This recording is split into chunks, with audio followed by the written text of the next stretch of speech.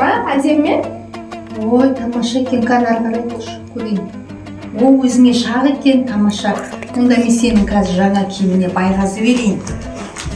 Міне саған байғазы киіміңе. Не, жаңа киім алам ба? Жоқ, бұған жаңа киім алмайсың. Бұл байғазы дейді. Өзің керекті затыңды аласың. Бұны баяғыда біздің ата әжелеріміз бізге осылай жаңа киім немесе жаңа зат алғанда бізге осылай байғазы берген.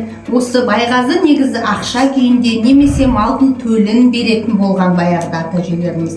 Қазір ол дәстүр қалып барады. Ешкімге байғазы бермейді. Қазір сендер естімедіңдер ондай. Негізі ондай дәстүр бар. Ол өте жақсы дәстүр. Осылай жаңа киім алғанда байғазы беру керек.